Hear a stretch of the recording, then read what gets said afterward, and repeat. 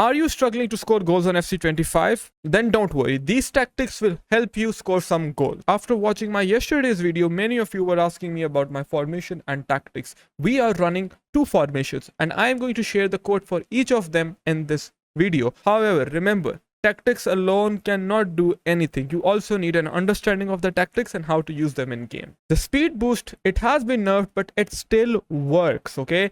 And there is a new kind of speed boost that is even more effective, which I will talk about soon. So you need someone like Rafinha on the wings, Hansen, who can run. I know you might not have the budget for Hansen or Rafinha, but you can get a gold Rafinha, for example. You can get gold Rafinha, you can get Doku, the guys who can run, okay? They are still important, and we want someone who can run on the wings. So we have two formations. The first one is the 5-2-3 formation. All right. For the 5-2-3, we are going to keep our left winger as an inside forward. Our left back is going to be a wing back. Okay.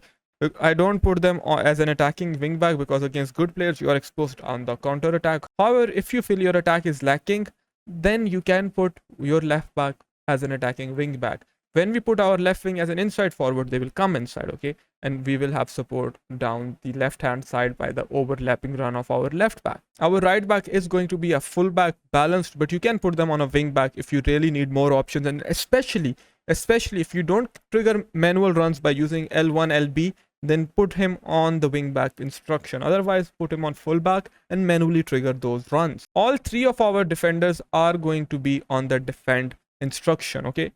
Our goalkeeper is going to be a sweeper keeper, especially with all the glitches that people play nowadays, all the long balls. Sweeper keeper is really good in this game. They rush out. If you have someone with the sweeper keeper plus role, it is really game changing and you will save a lot of 1v1s. All other defenders are going to be defender. One of our CM is going to be a playmaker, ideally with the plus role, and their focus will be set to attack. The other one is going to be set to holding. Okay, you don't want both of them as attacking players, then it is too exposed in the midfield. Your other winger is also going to be an inside forward in this formation. And your striker, I use Closer, he is a poacher plus. I use that instruction. Now, if you have someone like Sophia Smith, then the false 9 is really good. Advanced forward is also good. All three of them are really good, but it comes down to your personal preference and what players you have.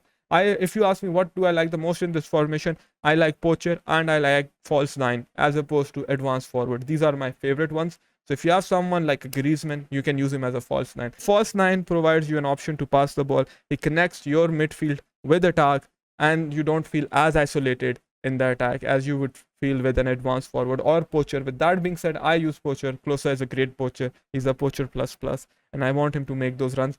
This is how this formation looks like in game. Very similar to a 4-4-2 in attack. Very similar. As you can see, the other CM is almost playing as an RM, while the wing back will shift up, play as an LM. This formation looks like a 4-4-2 in game, almost, and this is why I like it a lot. 4-4-2 is my favorite attacking formation on the game. It mimics it somehow, and I like it. The build-up style is going to be short passing. Now, this is important. In this game, the depth is glitched. You cannot put 60 depth. You cannot put 55 depth. Because if you will put it 60, it will automatically go to 70 in game. And if you will put it anything below 60, if you put 50 to 59, it will go back to 50, okay? That sucks. EA needs to fix that. But this is a glitch in game, so what can we do? We can either play 50, 70 or more than 90. I recommend in this game, if you're good with right stick switching, you should play 70 depth. But remember, there will be a lot of space in behind. And if you see there's a lot of space in behind, put it to balanced 50. But I don't recommend this formation to most of you players. We're going to use the build-up style short passing. Why do I say so? Because most of you do not trigger manual runs. For that very reason, you must listen to the next formation that I'm about to show you. This is the code for the 5-2-3 formation. However, guys, you cannot play this formation all the time, and the amount of times I change this formation is a lot. I have a striker on my bench that I sub in when I want to play the 4-4-2. But I would recommend that most of you players watching this video start out with the 4-4-2 as opposed to the 5-2-3. Because in 5-2-3, your attack is really isolated and you will have a hard time scoring goals against a half decent opponent. In 4-4-2, you can defend after the patch. It is not as hard to defend compared to pre-patch, okay? For one of your striker is going to be a false 9. The other striker is going to be an advanced forward. Again, the false 9 will connect our midfield to attack. There will be less isolation between the midfield and our attack. One of our LM or RM is going to be an inside forward. I would keep the LM as an inside forward because my left back is going to be overlapping, so it complements that.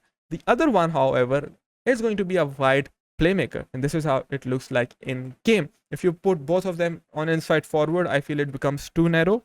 Therefore, you don't want to that. You want to avoid that. Okay, so you want to be able to play out on the wings. Listen, this is important. You want to be able to play out on the wings and then recycle the ball back into the midfield. Recycling means pulling the ball back from the wings into the midfield, then looking for a pass into the striker. You want to do that in this formation. Otherwise, if you keep playing through the center, you will not create space. I coach many players and I see them making this mistake. This is why I am telling you, don't do this. Go out in the wings, pull the ball back in the midfield. Do it over and over again, and you will find space in the middle of the pitch. If your build-up looks something like this, straight lines, you will concede goals on the counter and your attacking will be really bad. You won't create a lot of chances. One of our CM is going to be playmaker. The other one is going to be a holding or a box to box. If you feel you need more in attack, then you can put the other CM as a box to box. Otherwise, keep them on holding. It is good. It provides good defensive stability.